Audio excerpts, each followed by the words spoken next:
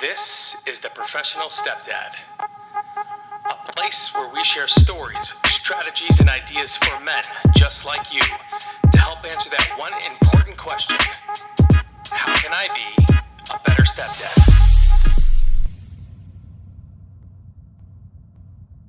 Okay, welcome back to the Professional Stepdad Podcast. I am your host, Franco Zavala. Thank you very much for joining me. This is episode 21. We're going, today's Monday. We're going to jump right into the swing of things, get back to normal as far as answering questions for you stepdads out there that are going through this journey, this struggle, the pain, the pressures of being the man, the leader, the new guy in the house. I've had some amazing conversations over the last few weeks with stepdads that are taking a different approach to their process.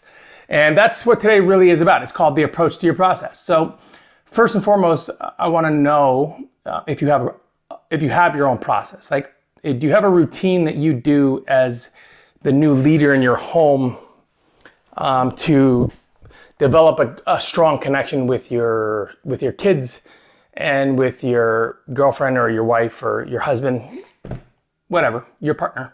What is your process? What is your routine? I'm wondering, because I can tell you right now from experience that if you don't have a process and you don't have a routine, especially a morning routine, it's very hard for you to navigate your way through the day as a stepdad, because you haven't mentally prepared yourself for the possibilities of the problem that's going to come out of left field, right?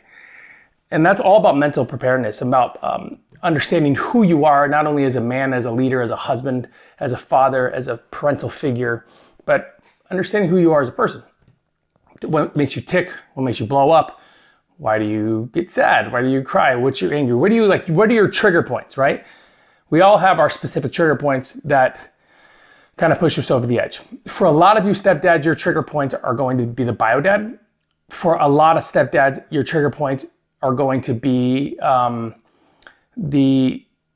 when you look at your stepkids and you know they're not yours, and then they say something or do something and you feel disrespected, or you feel like nobody respects your authority, nobody respects who you are as a person. You're constantly climbing uphill and jumping over obstacles when it comes to your partner because because they don't see your point of view and they don't have your back. You ever been in that situation where you're wanting to, be a parental figure? You have great advice. You know what's right, what's wrong, what's good, what's bad, and you want to have that amazing teaching moment in the moment where you can affect real positive change in your family. And something happens, or they say something to you, and your voice raises a little bit, or maybe the way you're delivering it isn't the proper way of doing it because the way you communicate is completely wrong. And then your partner sees this and goes to the defense of the kids, right? And then when she goes or he goes to defend the kids, you immediately feel like all your power has been taken away and everything you have to say is shit. So what is your process? What do you do every morning to help prepare you for your journey? Every single day, no matter what, I go on these stepdad pages on Facebook every single day, and every single day, although it's worded different, it's pretty much the same problems. And the problem that what I'm reading is, and again, this is universal, is me. It's all about me. What's happening to me, how people are treating me, what bio dad's doing to me, how I feel, what I want. And I think as a stepdad, you have to make your peace with one very specific thing. You're the new man in the house, right? You're the stepdad. You're the guy that stepped up. You're the one that stepped forward. You're the one that, stepped into this new position and this new role within a family where probably most of your friends and family don't even want you there in the first place, right? They don't want you to take over somebody else's kids. They want you to have your own kids. Maybe you can have kids, whatever your story is. But for a lot of stepdads, we go from this like selfish mode where you had a lot of time to do things that you wanted to do, maybe you're a stepdad coming into a family and you have bio kids with somebody else, but because you're the bio dad, right? Like your authority is different over here than it is over here. And you're not used to that. And because you're not used to that, you're used to your word being, as good as gold to your word being shit. And you're having a hard time navigating that back and forth. And the reason you are is because you think that it's about you. When in reality, a kid that lashes out against you, a spouse that doesn't trust you, family members that don't believe in you, all of this comes from their personal fears and how they perceive you as a man and as a father, as somebody that, well, like, what are your intentions, right? That's a lot of people ask me that same question. When I first came into my family, I've got 5 kids, right? And when I first came into my family, it was, what are your intentions? Why are you here? What single guy with no kids comes into a family with 5 kids? What's your motive? I mean, this is how people think. I mean, we see this every day in our society. People are stupid. People are dumb. And people don't think before they speak because they've never been properly trained to speak before they think. Our communication process as humans, period, is shit.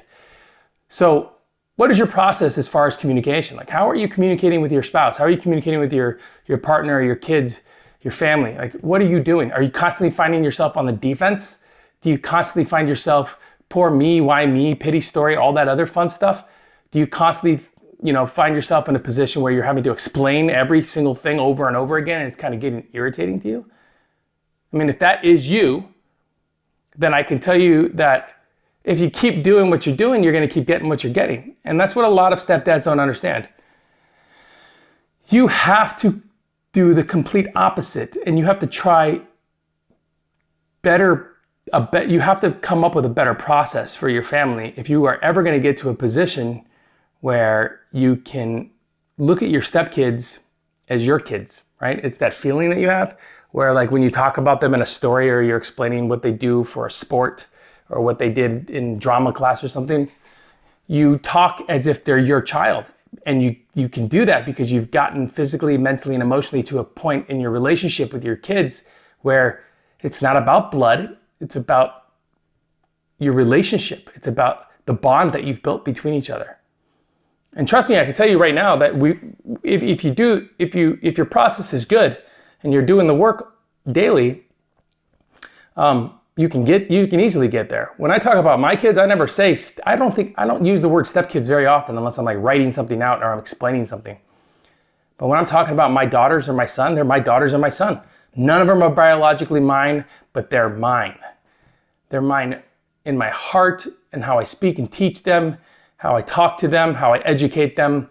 I don't see them as somebody else's biological children. I see them as mine.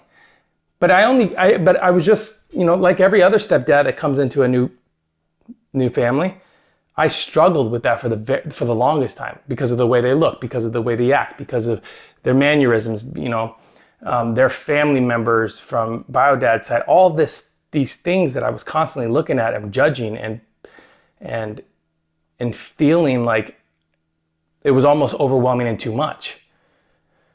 And if I didn't have a process, if I didn't center myself and get myself on a line on a process with education, with mental awareness, with stimulation as far as like the amount of time, energy, and effort I put into each kid on my communication process and who they are as a person, if I wouldn't have put in that effort over the years, then I would have never been to the position where I'm at now, which is 10 years and my family is my family. We're strong. We're moving forward. Do we have our ups and downs? Of course, every family does. I got 3 teenage girls in my house, about to be 4. Like, there's a lot of drama.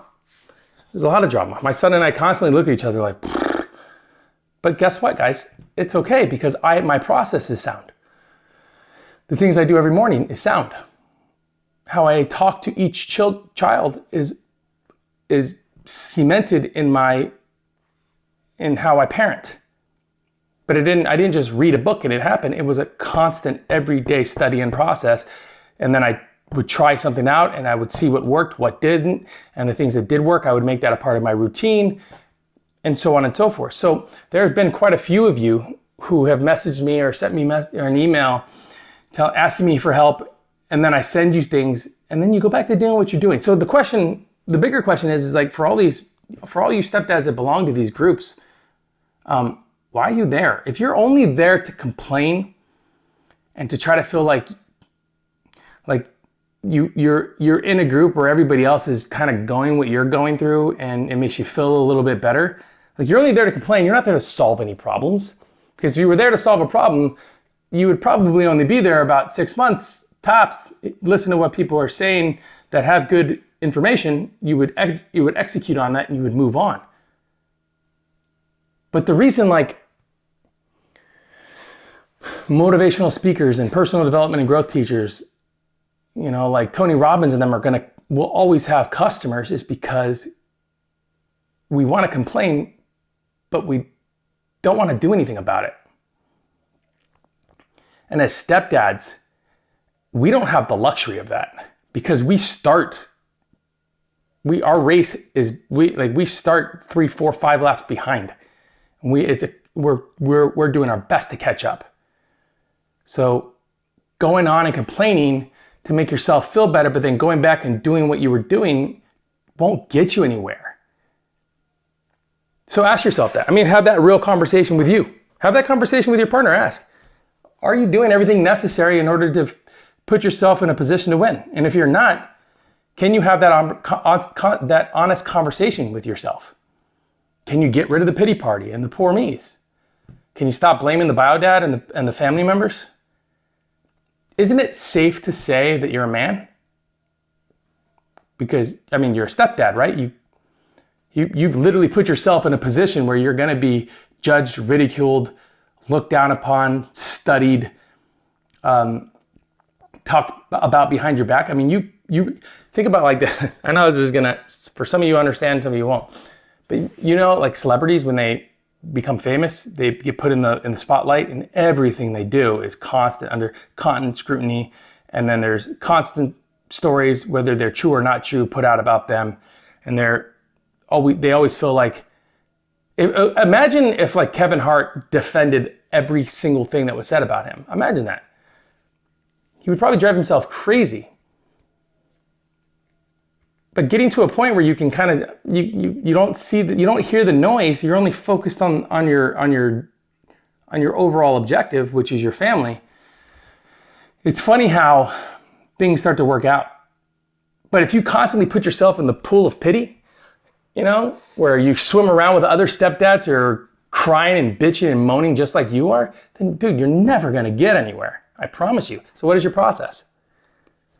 What is your process? What are you doing every morning? So I decided to share with you what I do every morning because I feel like it's the best thing I could do to help get me centered. So a couple things that I do every morning, right?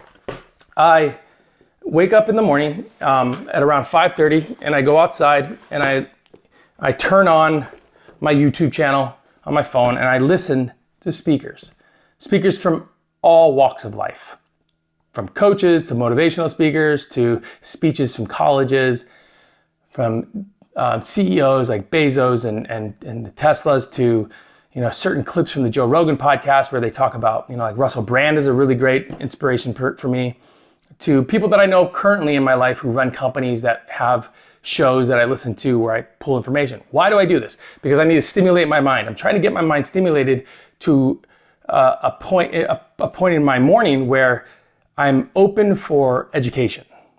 I'm open for growth, right? So I listen to that for the first 10, 15 minutes in the morning while I sit out by myself in peace and quiet, and I kind of predict my day, meaning like, what do I want to accomplish? I'm setting an intent.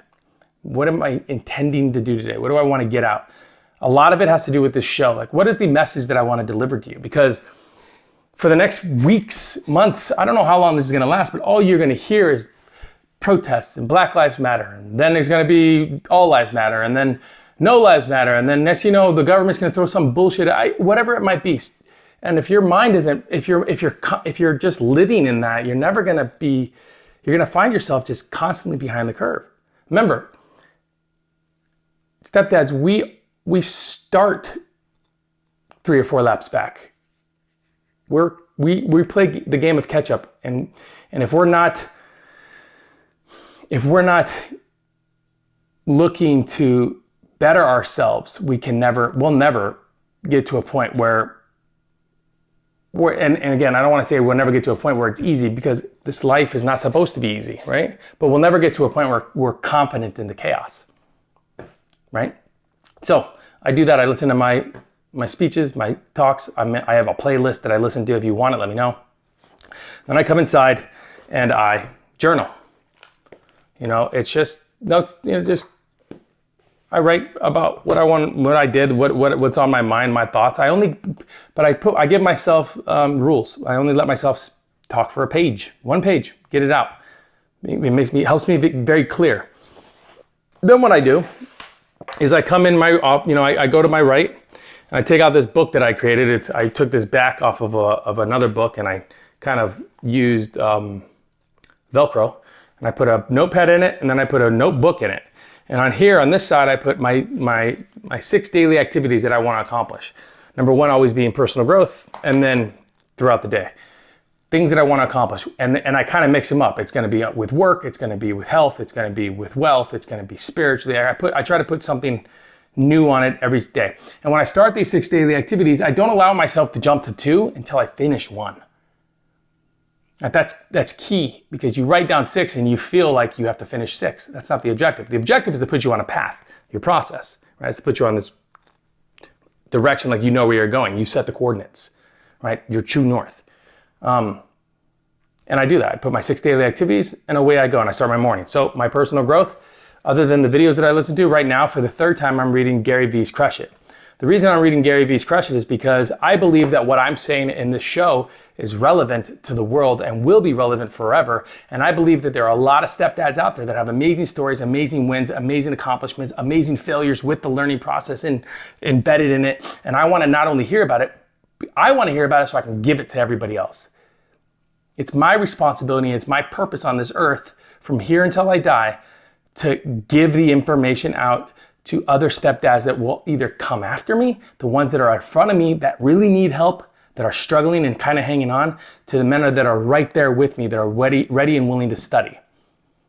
But remember, for the 10 that ask me for help, one will actually do the work. One. Which blows my mind, because you're asking for help. But remember what I said. If you keep doing what you're doing, you'll keep getting what you're getting. You want to swim in the pity pool? By all means, please do. You're not going to find me there. You're going to definitely find other men there. And you might even feel good every once in a while when you're there, because you got stuff off your chest. But if you come back the next day in the same swimsuit with the same mindset in the pity pool, sooner or later you're gonna wake up and everything you love is gone. So Gary Vee's Crush It. I'm reading this because I believe, again, that I want to give out this information and I want to learn how to put it on different platforms. And no matter how many times I read it, I learn something new. It's just my growth. It's my growth that I do. And then away I go. So what I'll do next is I'll finish this podcast. I'll put it online on YouTube, on SoundCloud, on iTunes, on Facebook. And I'll continue to put it out until this catches momentum. And I know this is going to catch momentum because what I have to say is relevant. I call myself a professional stepdad because I've put in the years to call myself a professional. Like most dads, like all dads, and especially all stepdads, we all start out as rookies in this game. And we are doing our very best to have a long career as a pro. And we shoot and aim for it. It's not something that I can obtain. I can't ever obtain like some sort of an award or title of professional. But it's something that I'm seeking and I'm going after, this pro. I want to be the professional. I want to be the best at this. Not for you, for me. Not for my kids or for my wife, for me. I'm working on me first. How can I possibly teach my son how to be a man and how to handle situations if I can't? Ask yourselves that, stepdads. If you have a stepson, if you have a son, ask yourselves that.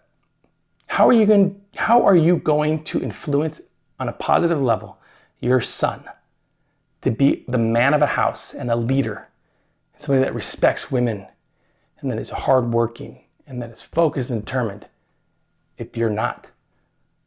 What do you think they're going to learn it from? Seriously. It's my responsibility to teach my son these traits. And as I'm learning them and as I'm getting better at them, And as I was seeking that professional level, I pass it along to my son. It's important to remember that. You have to remember, I'm influencing generations in front of me. I can give a shit what's behind me. If I raised my children like I was raised, or like how my generation was raised, or the people in my neighborhood were raised, I would be an alcoholic. My kids would be they would sneak out every night and party. My daughters would be promiscuous, and my wife would be complaining all the time. Period. I can't think about the past. I have to think about the present, and I got to focus on the future.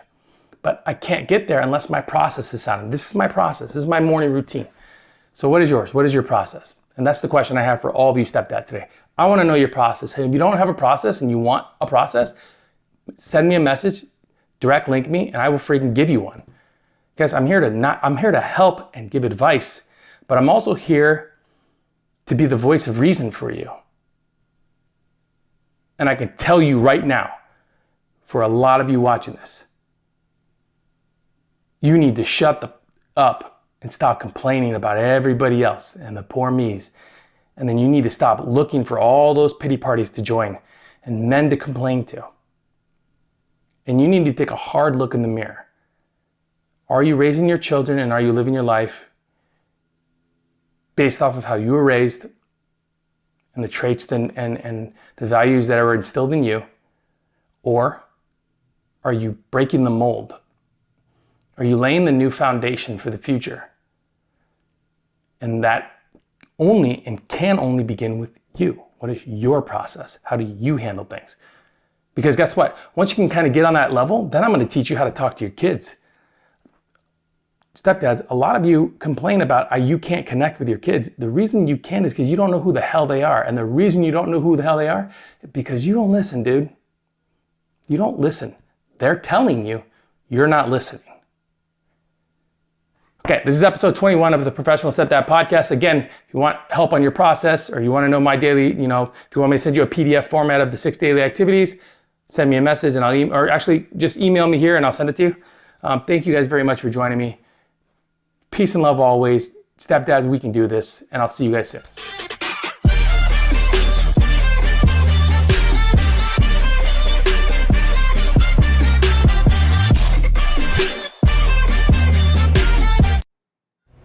Quiet on the set, please. Thank you, everybody.